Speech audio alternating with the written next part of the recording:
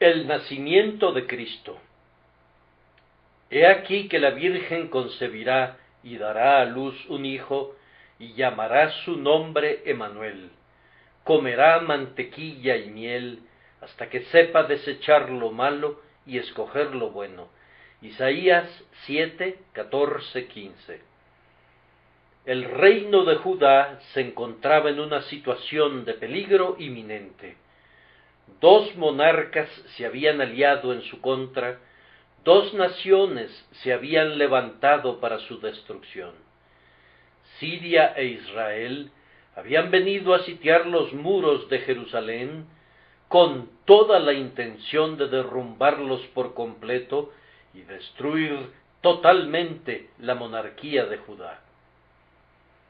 Acaz, el rey, sumido en graves problemas, utilizó todo su ingenio para defender la ciudad y, entre otras estratagemas que su sabiduría le llevó a inventar, cortó el suministro de agua del acueducto del estanque de arriba para que los sitiadores fueran puestos en aprietos por la necesidad de agua.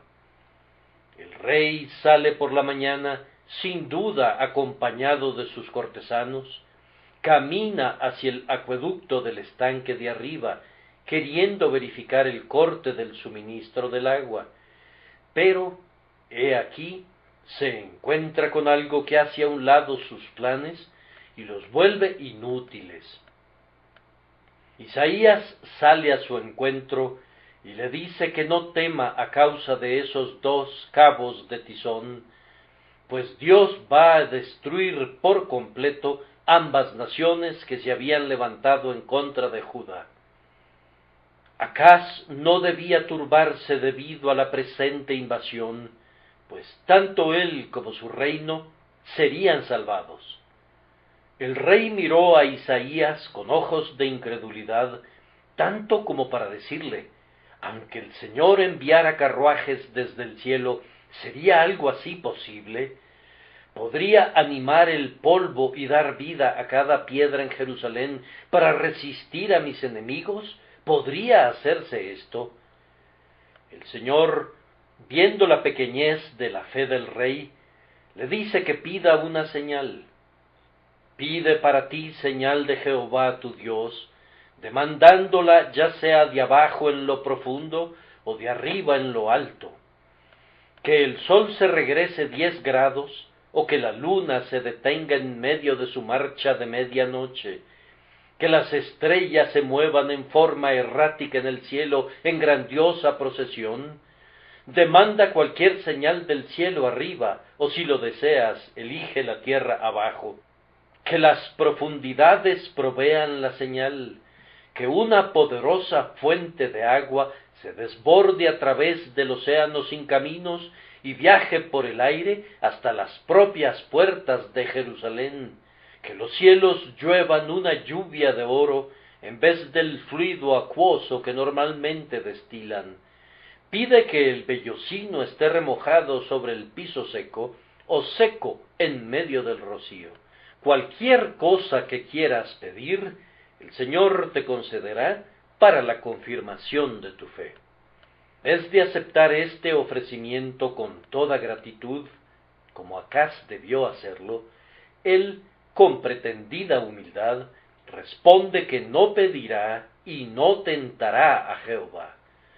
Por lo que Isaías, llenándose de indignación, le dice que puesto que no pedirá una señal en desobediencia a Dios, he aquí, el Señor mismo le dará una señal. No simplemente una señal, sino la señal y maravilla del mundo, la marca del misterio más poderoso de Dios y de su sabiduría más consumada, pues he aquí que la Virgen concebirá y dará a luz un hijo y llamará su nombre Emmanuel. Se ha dicho que el pasaje que he seleccionado como mi texto es uno de los más difíciles de toda la palabra de Dios. Tal vez lo es.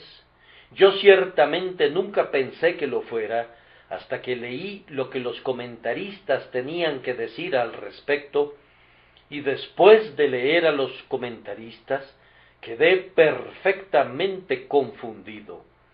Uno decía una cosa y otro negaba lo que el primero decía, y si había algo que me gustaba, era tan evidente que había sido copiado por uno y por otro y transmitido a través de todos ellos. Un grupo de comentaristas nos dice que este pasaje se refiere enteramente a alguna persona que iba a nacer en unos pocos meses a partir de esta profecía, pues, dicen, aquí dice, antes que el niño sepa desechar lo malo y escoger lo bueno, la tierra de los dos reyes que tú temes será abandonada. Entonces, dicen ellos, esta era una liberación inmediata que Acaz requería, y hubo una promesa de un pronto rescate que, antes que pasaran unos cuantos años, antes que el niño supiera desechar lo malo y escoger lo bueno, Siria e Israel, ambos perderían a sus reyes. Bueno, eso me parece a mí un extraño desperdicio de un pasaje maravilloso, lleno de significado, y no veo cómo pueden sustentar su punto de vista cuando encontramos al evangelista Mateo citando precisamente este pasaje en referencia al nacimiento de Cristo y diciendo, todo esto aconteció para que se cumpliese lo dicho por el Señor por medio del profeta, cuando dijo, he aquí, una virgen concebirá y dará a luz un hijo, y llamarás su nombre Emanuel. Me parece a mí que este Emanuel que iba a nacer no podía ser un simple mortal y nada más, pues si van al siguiente capítulo, en el versículo 8, encontrarán que dice, y pasando hasta Judá, inundará y pasará adelante, y llegará hasta la garganta, y extendiendo sus alas, llenará la anchura de tu tierra, oh Emanuel. Aquí hay un gobierno adscrito a Emanuel, que no podría ser suyo si tuviéramos que suponer que el Emanuel del que se habla era ya sea Sear Jasub, o Maher Salal Asbaz, o cualquier otro de los hijos de Isaías.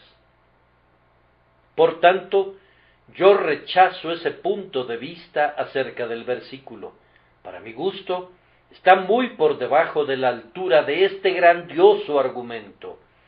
No habla ni nos permite hablar ni siquiera de la mitad de la maravillosa profundidad que está implicada en este poderoso pasaje.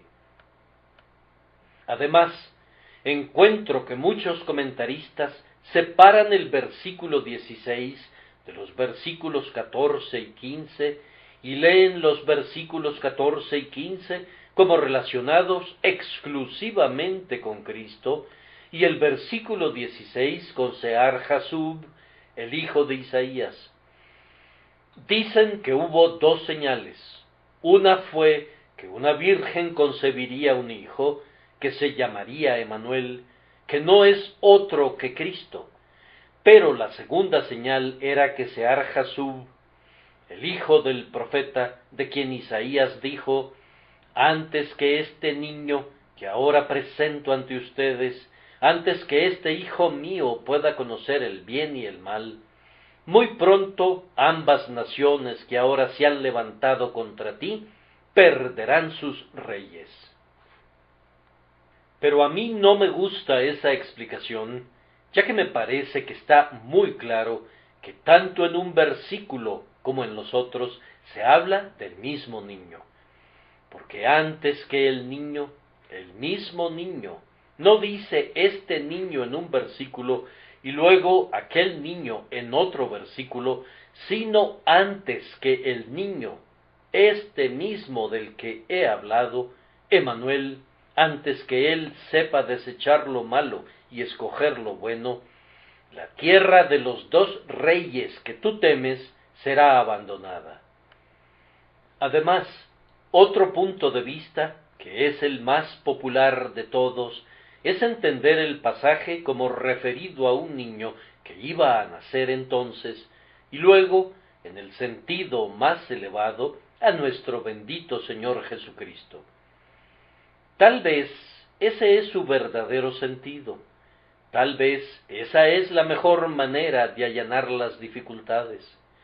Pero yo pienso que si yo no hubiera leído nunca esos comentarios, sino que simplemente hubiera ido a la Biblia y nada más, sin saber nada de lo que alguien hubiera escrito al respecto, yo hubiera dicho: aquí está Cristo tan claramente presentado como es posible. Nunca se pudo haber escrito su nombre tan legiblemente como lo veo aquí.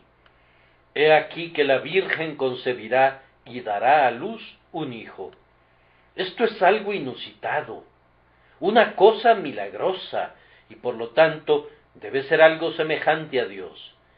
Ella llamará su nombre Emanuel, comerá mantequilla y miel, hasta que sepa desechar lo malo y escoger lo bueno, y antes que el niño, el príncipe Emanuel, sepa desechar lo malo y escoger lo bueno, la tierra de los dos reyes que tú temes será abandonada, y Judá sonreirá sobre la ruina de sus palacios.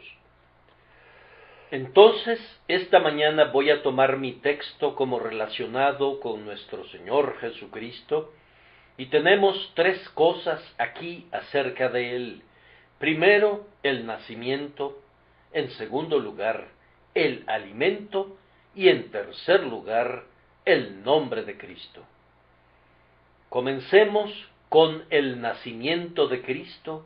He aquí que la Virgen concebirá y dará a luz un hijo. Pasemos, pues, hasta Belén y veamos esto que ha sucedido, dijeron los pastores.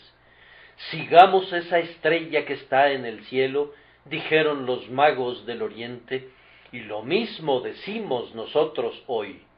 En el día en que, como nación, celebramos el nacimiento de Cristo, vayamos y pongámonos junto al pesebre para contemplar el comienzo de la encarnación de Jesús. Recordemos el momento en que Dios, por primera vez, se envolvió en forma mortal y habitó entre los hijos de los hombres. No nos avergoncemos de ir a un lugar tan humilde. Detengámonos en la posada del pueblo y veamos a Jesucristo, el Dios hombre, convertirse en un bebé muy pequeñito. Y primero que nada, al hablar de este nacimiento de Cristo, contemplamos una concepción milagrosa. El texto dice expresamente: he aquí que la Virgen concebirá y dará a luz un hijo. Esta expresión no tiene paralelo en la Sagrada Escritura. Fuera de la Virgen María, de ninguna otra mujer podría decirse, y de ningún otro hombre pudo haberse escrito, que su madre era una virgen.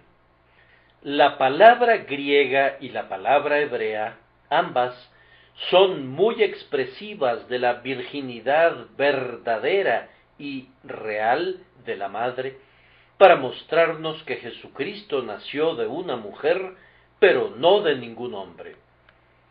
No vamos a elaborar sobre el tema, aunque es muy importante y no debe dejar de mencionarse.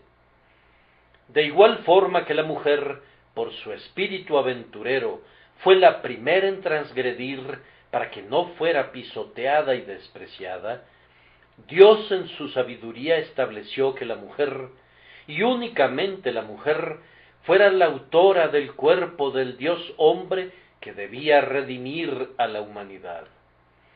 A pesar de que ella misma probó primero el fruto maldito y tentó a su marido, puede ser que Adán probó ese fruto por amor a ella, para que no fuera degradada, para que estuviera en una base de igualdad con él. Dios ordenó que así debía ser, que su hijo debía ser enviado, nacido de mujer, y la primera promesa fue que la simiente de la mujer, no la simiente del hombre, heriría la cabeza de la serpiente. Más aún, había una sabiduría peculiar que ordenó que Jesucristo fuera el Hijo de la mujer y no del hombre, pues si hubiera nacido de la carne, lo que es nacido de la carne, carne es, y solamente carne, y por la generación carnal, naturalmente habría heredado todas las debilidades y los pecados y las flaquezas que el hombre tiene desde su nacimiento. Habría sido concebido en pecado y formado en la iniquidad, al igual que el resto de nosotros.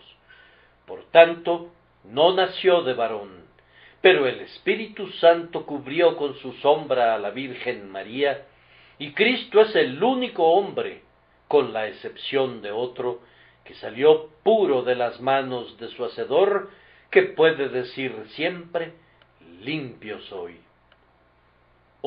Y puede decir muchísimo más de lo que ese otro Adán pudo decir jamás concerniente a su pureza, pues él mantuvo su integridad y nunca la abandonó, y desde su nacimiento hasta su muerte no conoció pecado ni se encontró engaño en su boca.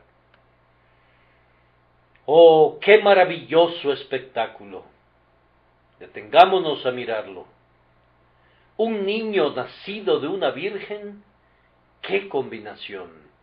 Hay lo finito y lo infinito, hay lo mortal y lo inmortal, corrupción e incorrupción, lo humano y lo divino, el tiempo casado con la eternidad, Dios vinculado con la criatura, lo infinito del augusto Hacedor que viene a habitar a esta manchita de la tierra, Él que no tiene límites, que la tierra no puede contener y que los cielos no pueden contener, sostenido en los brazos de su madre.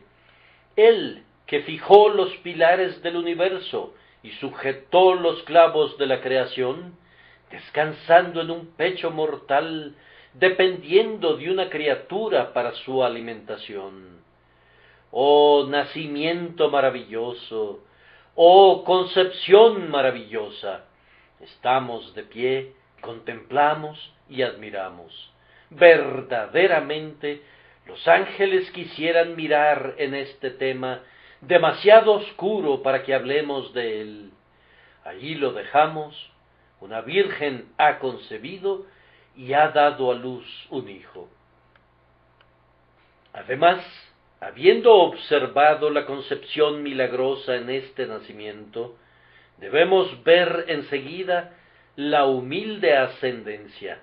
No dice, he aquí que la princesa concebirá y dará a luz un hijo, sino una virgen.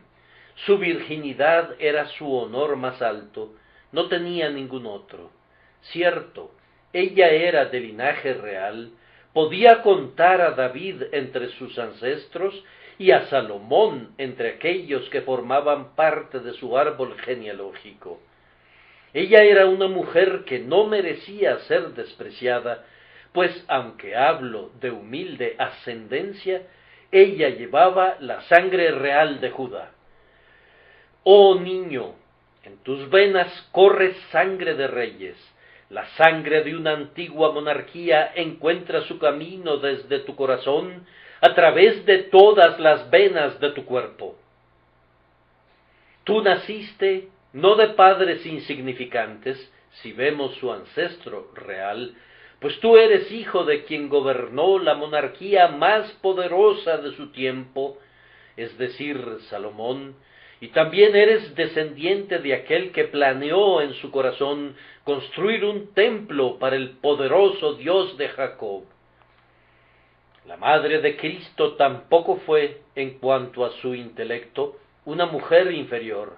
Entiendo que ella poseía una gran fuerza de mente, pues de otra forma no habría podido componer un fragmento de poesía tan dulce como ese que es llamado el Cántico de María, que comienza: engrandece mi alma al Señor. Ella es una persona que no debe ser despreciada.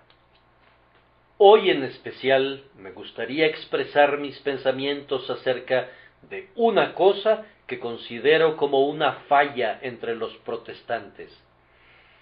Debido a que los católicos romanos le rinden demasiado respeto a la Virgen María y le rezan, tendemos a hablar de ella de una manera que la minimiza.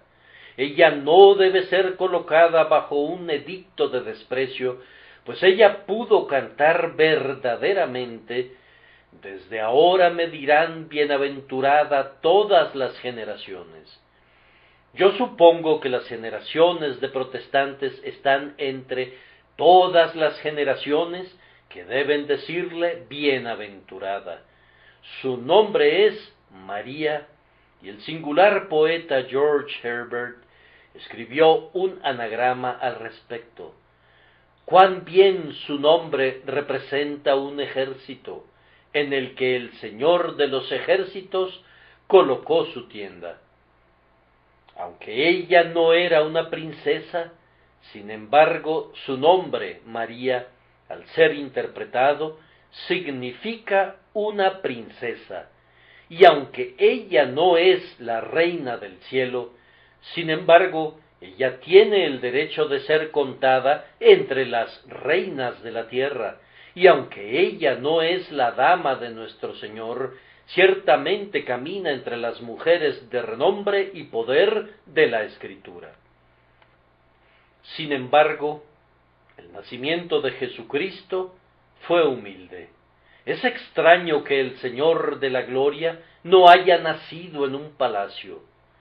Príncipes, Cristo no les debe nada. Príncipes, Cristo no es deudor de ustedes. Ustedes no lo envolvieron en pañales. Él no fue cubierto con mantos púrpura. Ustedes no le prepararon una cuna de oro para mecerlo. Reinas, ustedes no lo mecieron en sus rodillas. Él no descansó en sus pechos.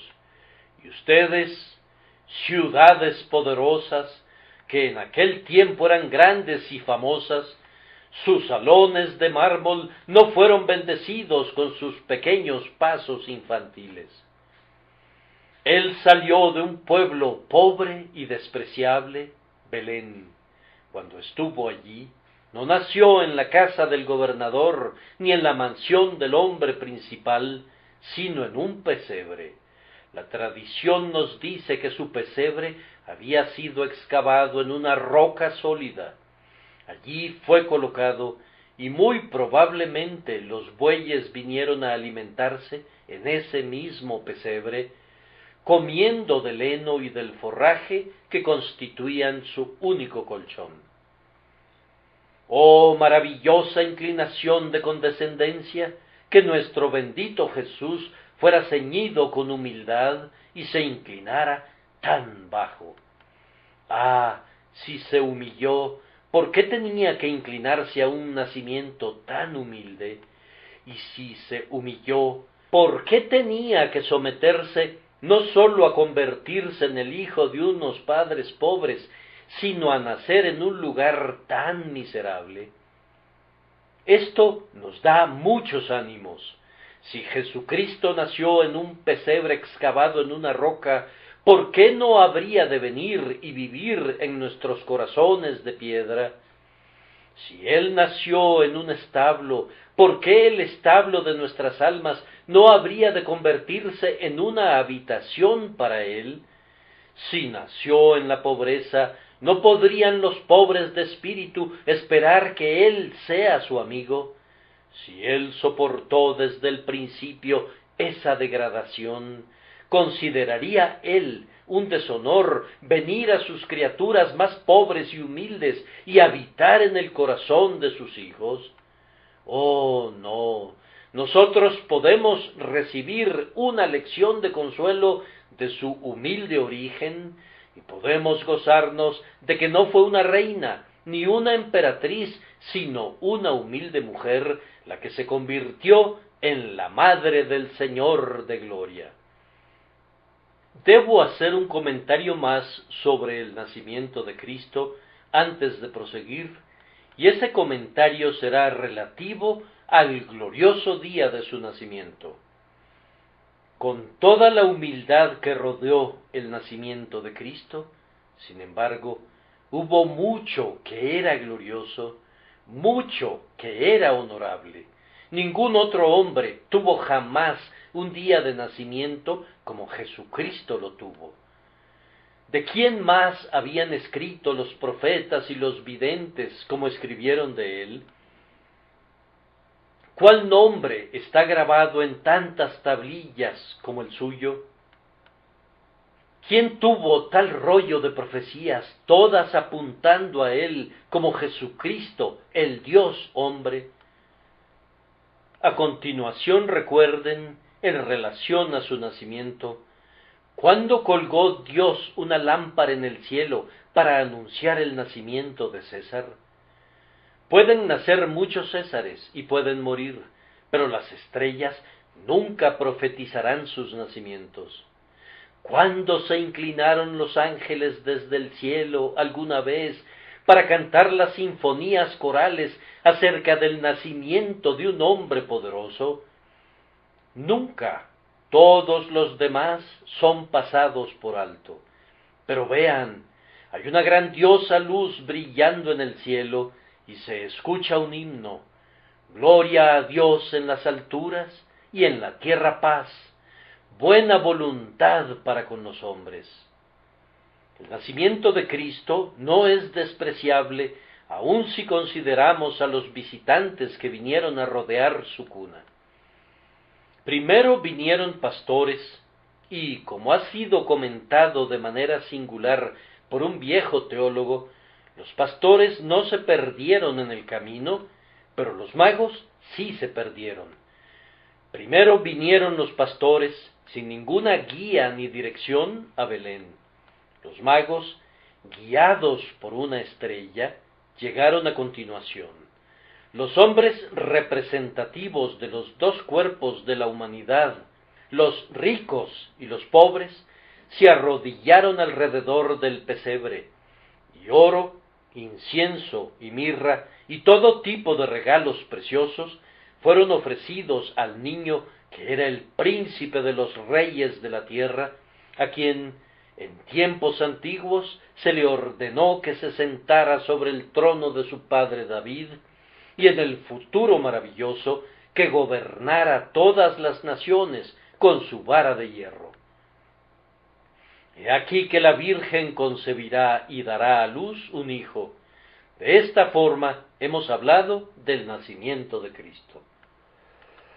El segundo tema que debemos abordar es el alimento de Cristo. Comerá mantequilla y miel hasta que sepa desechar lo malo y escoger lo bueno. Nuestros traductores eran ciertamente estudiosos, muy acuciosos, y Dios les dio mucha sabiduría, de tal forma que ellos conformaron nuestro lenguaje a la majestad del original, pero en este punto fueron culpables de una gran inconsistencia. Yo no veo cómo la mantequilla y la miel pueden lograr que un niño escoja lo bueno y deseche lo malo. Si es así, estoy seguro de que la mantequilla y la miel deberían de subir de precio de manera notable, pues requerimos de muchos buenos hombres.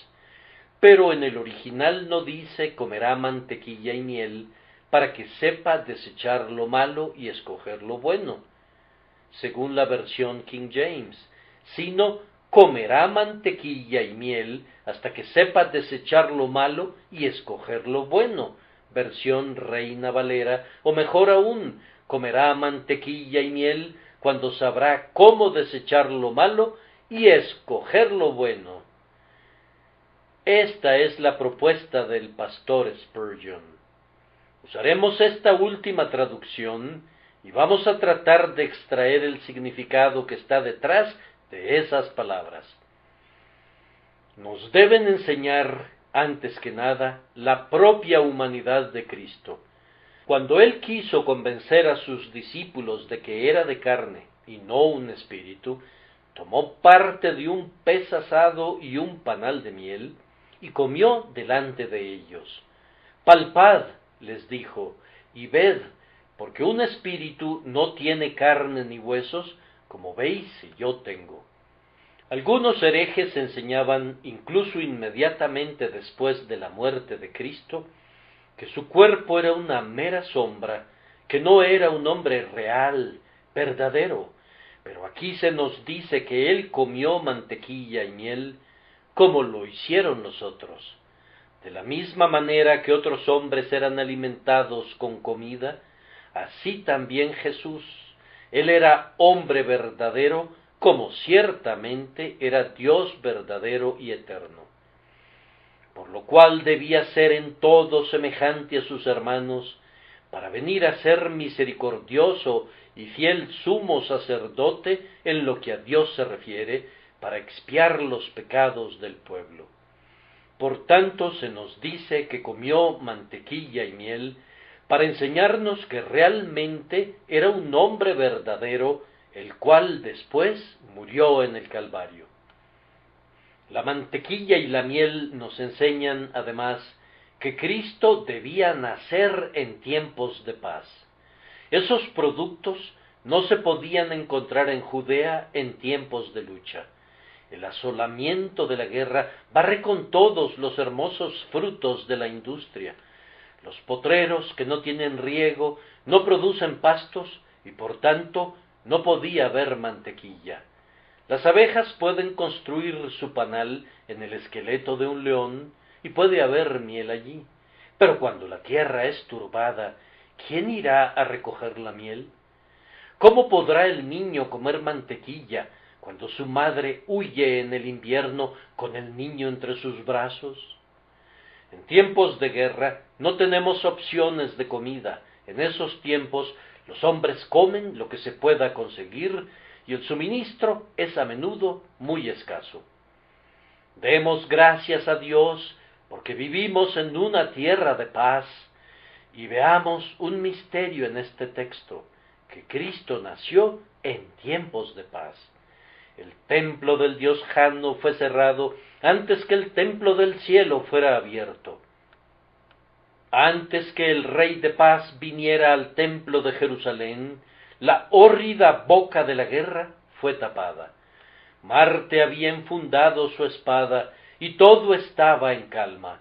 Augusto César era emperador del mundo, nadie más lo gobernaba y por tanto las guerras habían cesado, la tierra estaba en calma, las hojas no se movían en los árboles del campo, el océano de la contienda no era turbado por ninguna ola, los vientos hirvientes de la guerra no soplaban sobre el hombre para molestarlo, todo estaba en paz y calma, y entonces vino el príncipe de paz, que en días futuros romperá el arco y cortará la lanza en pedazos y quemará los carros en el fuego.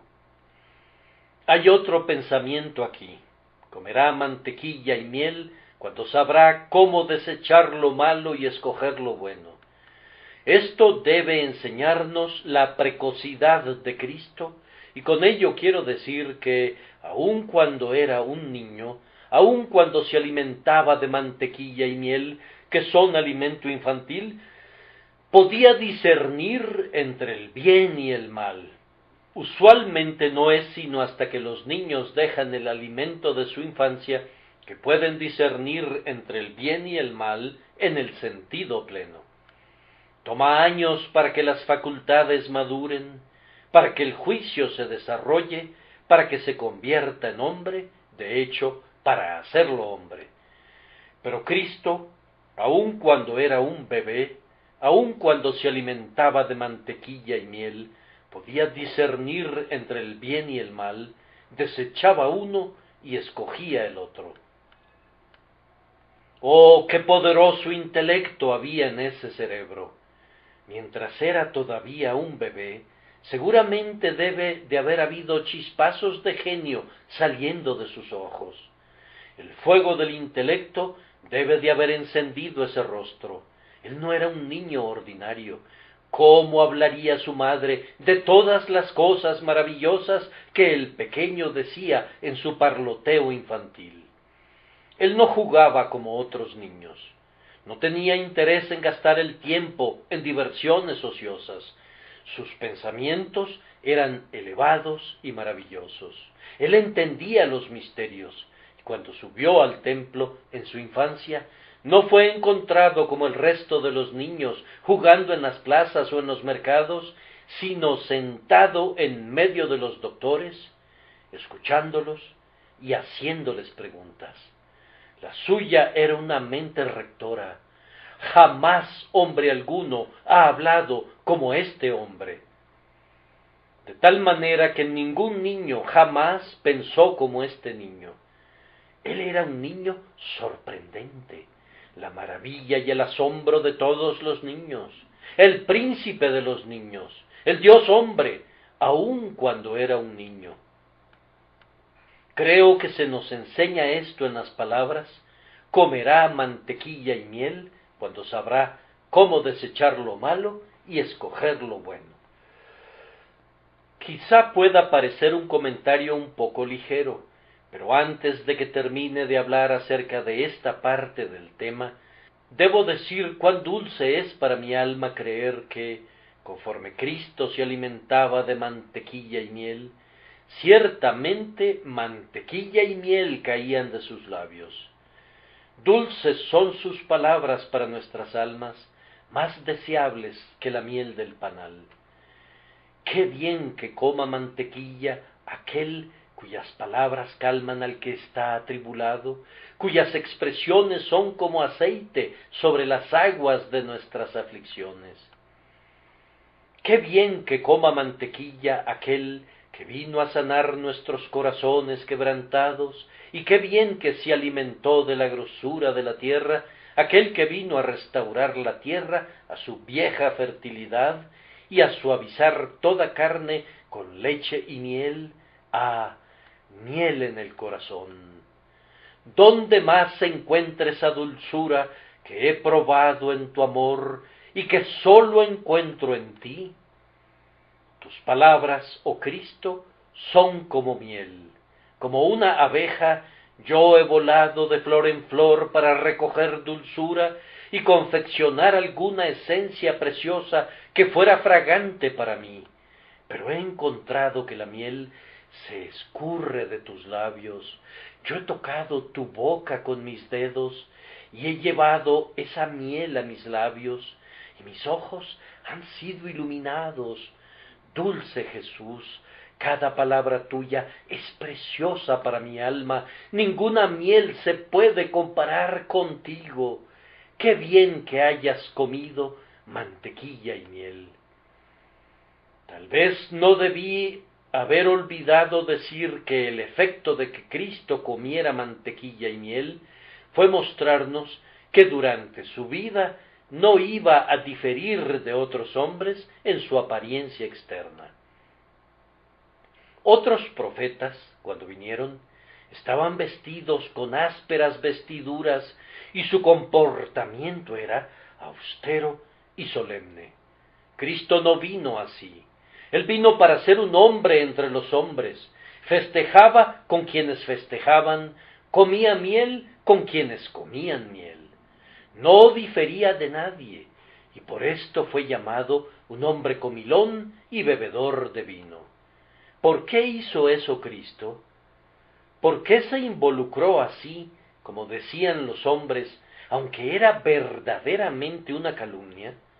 Era porque quería que sus discípulos no tuvieran en alta estima la comida y la bebida, sino que más bien despreciaran estas cosas y vivieran como otros lo hacían, porque quería enseñarles que no es lo que entra en la boca lo que contamina al hombre, mas lo que sale de la boca, esto contamina al hombre. No es lo que el hombre come con moderación lo que puede lesionarlo, sino lo que un hombre dice y piensa. No es abstenerse de comer, no es la ordenanza carnal de no manejes, ni gustes, ni aun toques, lo que constituye los fundamentos de nuestra religión, aunque sería un buen anexo para ella. Cristo comió mantequilla y miel, y su pueblo puede comer mantequilla y miel. Más aún, Cualquier cosa que Dios en su providencia le dé es alimento para el Hijo de Cristo. Ahora llegamos a una conclusión con el nombre de Cristo, y llamará su nombre Emmanuel. Queridos amigos, yo tenía la esperanza de tener suficiente voz hoy para poder hablar acerca del nombre de mi Señor. Tenía la esperanza de poder conducir mi veloz carruaje, pero como ha perdido sus ruedas, debo contentarme con proseguir como pueda. A veces nos arrastramos cuando no podemos caminar y caminamos cuando no podemos correr. Pero, aquí tenemos un dulce nombre para nuestra conclusión, y llamará su nombre Emmanuel. Las madres de tiempos antiguos ponían nombres a sus hijos que tuvieran un significado. No les ponían nombres de eminentes personas, a quienes muy probablemente llegarían a odiar al punto de no querer saber nada de ellas. Tenían nombres llenos de significado que registraban alguna circunstancia de su nacimiento. Por ejemplo, Caín: por voluntad de Jehová he adquirido varón, dijo su madre, y lo llamó Caín, esto es, obtenido o adquirido. Tenemos a Set, esto es, sustituto, pues su madre dijo: Dios, dijo ella, me ha sustituido otro hijo en lugar de Abel. Noé significa descanso o consuelo. Ismael fue llamado así por su madre porque Dios la había escuchado. Isaac fue llamado risa, pues él trajo risas al hogar de Abraham. Jacob fue llamado el suplantador o el taimado, porque quiso suplantar a su hermano. Podemos señalar muchos ejemplos similares. Tal vez esta era una buena costumbre entre los hebreos, aunque la formación peculiar de nuestra lengua no nos permitiría hacer lo mismo, excepto en cierta medida. Vemos, por tanto, que la Virgen María llamó a su hijo Emmanuel para que pudiera haber un significado en su nombre: Dios con nosotros. Alma mía, repite nuevamente esas palabras: Dios con nosotros. Es una de las campanas del cielo, repitámosla una vez más: Dios con nosotros. Es una nota extraviada de los sonetos del paraíso: Dios con nosotros. Es el balbuceo de un serafín: Dios con nosotros. Es una de las notas del canto de Jehová, cuando se goza en su iglesia con cantos: Dios con nosotros. Díganlo, díganlo, díganlo, este es el nombre de aquel que ha nacido hoy. Escuchen, los ángeles heraldos cantan. Este es su nombre, Dios con nosotros. Dios con nosotros por su encarnación, pues el augusto creador del mundo caminó ciertamente sobre este globo. Él, que hizo 10,000 órbitas, cada una de ellas más poderosa y más vasta que esta tierra, se volvió un habitante de este pequeño átomo. Él, que era desde la eternidad hasta la eternidad, vino a este mundo de tiempo y se quedó en una angosta franja de tierra en medio de 2 mares sin límites. Dios con nosotros. Él no ha perdido ese nombre. Jesús tenía ese nombre en la tierra y lo tiene ahora en el cielo. Él es ahora Dios con nosotros. Creyente, Él es Dios contigo para protegerte. Tú no estás solo, porque el Salvador está contigo. Pónganme en el desierto donde no crece la vegetación. Todavía puedo decir: Dios con nosotros. Pónganme en el océano remoto, donde mi barca se balancee locamente sobre las olas. Todavía diría: Emmanuel, Dios con nosotros. Súbanme a un rayo de sol y déjenme volar más allá del mar occidental. Yo todavía diría, Dios con nosotros. Dejen que mi cuerpo se hunda en las profundidades del océano y que yo me esconda en sus cuevas. Aún así, como hijo de Dios, yo diría, Dios con nosotros. Ay, y en la tumba, durmiendo allí en medio de la corrupción, aún allí puedo ver las pisadas de Jesús. Él camina el sendero de todo su pueblo y todavía su nombre es Dios con nosotros. Pero si quieren conocer este nombre tan dulce, deben conocerlo por medio de la enseñanza del Espíritu Santo. ¿Ha estado hoy Dios con nosotros? ¿De qué sirve venir a la capilla si Dios no está allí? Mejor nos quedamos en casa si no tenemos la visita de Jesucristo, y ciertamente podemos venir y venir y venir tan regularmente como esa puerta gira sobre sus gonces, a menos que sea Dios con nosotros por la influencia del Espíritu Santo. A menos que el Espíritu Santo tome de las cosas de Cristo y las aplique a nuestro corazón, no es Dios con nosotros. De otra manera, Dios es un fuego consumidor. Yo amo a Dios con nosotros. Hasta que no vea a Dios en cuerpo humano, mis pensamientos no encontrarán consuelo. Ahora pregúntense ustedes mismos, ¿saben ustedes lo que significa Dios con nosotros? ¿Ha estado Dios con ustedes en sus tribulaciones por medio de la influencia consoladora del Espíritu Santo? ¿Ha estado Dios con ustedes al escudriñar las Escrituras? ¿Ha brillado el Espíritu Santo sobre la palabra? ¿Ha estado Dios con ustedes en la convicción, trayéndolos al Sinaí? ¿Ha estado Dios con ustedes, consolándolos, trayéndolos de nuevo al Calvario? ¿Conocen el pleno significado de ese nombre, Emmanuel, Dios con nosotros?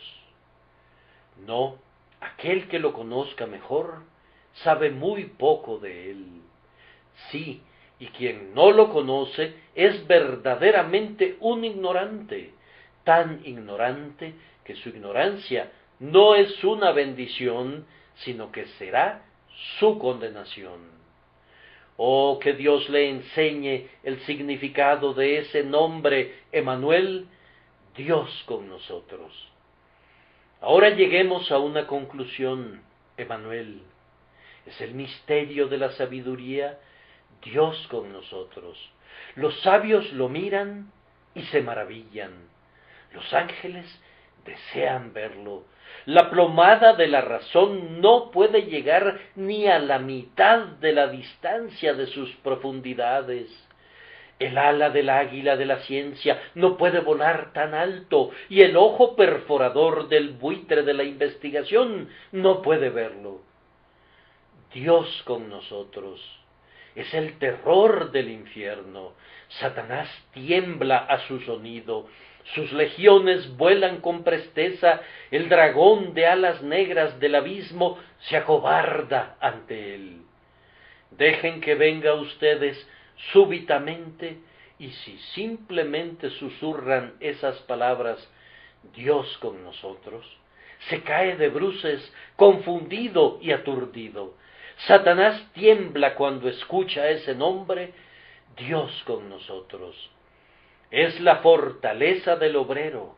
¿Cómo podría predicar el Evangelio? ¿Cómo podría doblar sus rodillas en oración? ¿Cómo podría el misionero ir a tierras remotas? ¿Cómo podría el mártir soportar la hoguera? ¿Cómo podría el confesor reconocer a su Señor? ¿Cómo podrían trabajar los hombres si se quitaran esas palabras? Dios con nosotros. ¿Son el consuelo del que sufre? ¿Son el bálsamo de su dolor?